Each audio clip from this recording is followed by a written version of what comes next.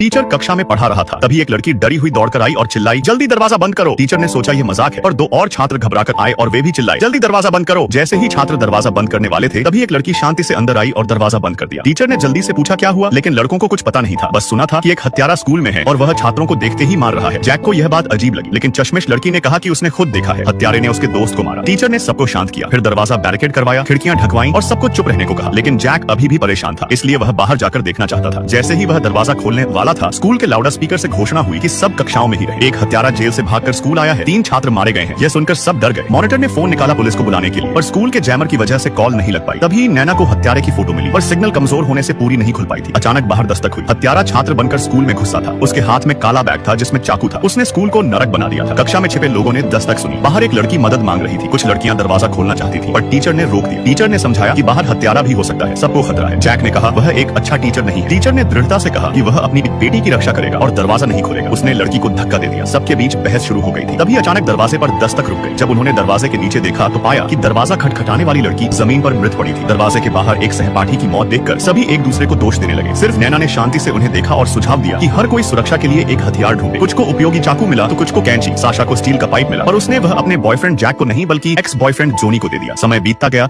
और शाम हो चुकी थी। सभी कक्षा में बचाव के आने की प्रतीक्षा कर रहे थे। टीचर की बेटी प्यास से तड़पने लगी। टीचर ने पूछा क्या किसी के पास पानी या भोजन है, पर किसी ने जवाब नहीं दिया। साशा अपना बैग उतारने ही वाली थी कि उसके बॉयफ्रेंड जैक ने उसे रोक दिया। टीचर ने उनके बैग की तलाशी ली, पर कुछ नहीं मिला। तभी जोनी के हाथ से पानी की बोतल गिर पड़ी। साशा की बोतल जोनी के पास कैसे पहुंची, इससे साशा के बॉयफ्रेंड जैक को और गुस्सा आया। बाहर के गुंडों और कक्षा में चल रहे प्रेम युद्ध ने माहौल को और तनावपूर्ण बना दिया था। बैठे रहना कोई विकल्प नहीं था। टीचर ने सुझाया कि कोई बाहर जाकर स्थिति देखे, पर कोई जाने को तैयार नहीं था। सभी ने जोनी की ओर देखा, कहा उसी की वजह से वे फंसे हैं। टीचर ने भी जोनी को मदद लेने बाहर जाने को कहा, ताकि वह अपनी बेटी और अन्य छात्रों की रक्षा कर सके। नैना चुपचाप उनका झगड़ा देख रही थी। मजबूरन जोनी दरवाजे की ओर बढ़ा, पर दरवाजा खोलते ही जमीन पर पड़ा शव गायब था। सबका डर और बढ़ गया। दरवाजा खोलते ही गिलियन को बाहर धकेला गया और दरवाजा बंद कर दिया गया। गिलियन बाहर से दरवाजा खोलने की कोशिश कर रही थी, लेकिन कोई मदद नहीं कर रहा था। वह केवल सहपाठियों से वीडियो कॉल कर सकती थी। चारों ओर अंधेरा था। गिलियन चिल्लाई कि वह जोनी को मार देगी। फिर सिग्नल टूट गया। सभी ने जोनी को दोषी ठहराया, इसलिए जोनी गुस्से में गिलियन को खोजने निकल पड़ा। जोनी के जाते ही टीचर ने दरवाजा मजबूती से बंद कर दिया था। सभी को लगा कि जोनी मदद नहीं ढूंढ पाएगा, लेकिन केवल उसकी पूर्व प्रेमिका साशा ही उसका समर्थन कर रही थी। इससे उसका वर्तमान प्रेमी नाराज हो गया